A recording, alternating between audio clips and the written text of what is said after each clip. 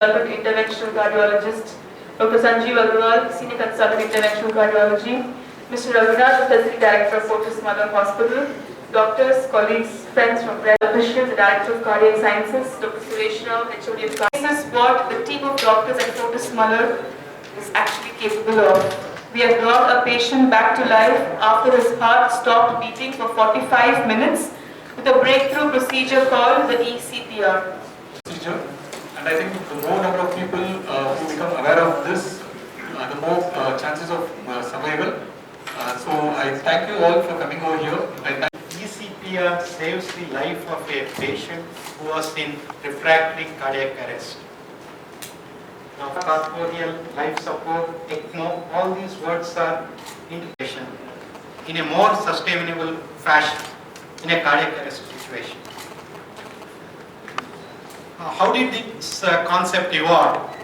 Basically, all the open heart surgeries are done on cardiopulmonary bypass. Usually in the operating room, the surgeons will immediately go on emergency cardiopulmonary bypass.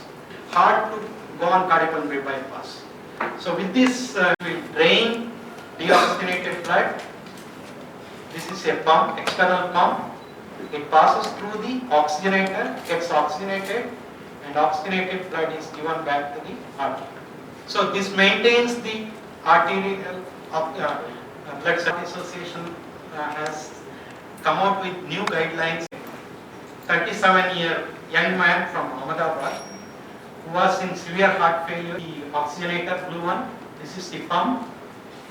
You can control the pump flow speed and that blood is given back to the patient. That oxygenated blood is given back. This is the venous one. Venous one is dark, arterial one is red actually. It was a turning point.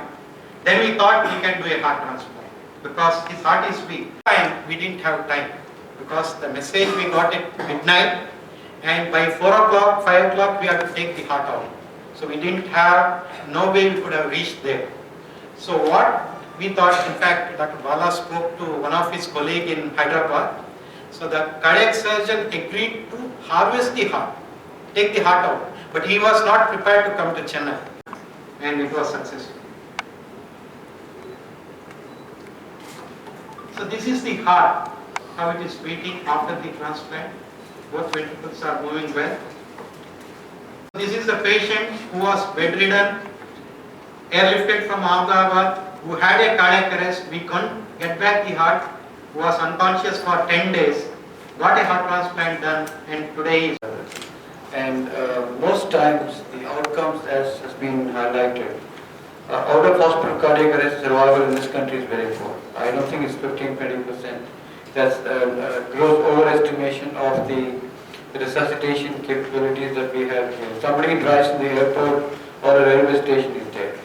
So the matter if he dies in the auto rickshaw and is brought dead to the hospital, I would say 1 in 100 will survive. By and large, 15%. So by and large, it's a great unsolved problem because the tragedy is the heart always recovers if you massage, but the brain goes, and once you're not awake, you are brain dead. So historically, people have been trying to find out how we can France in Germany. So something to be very proud of.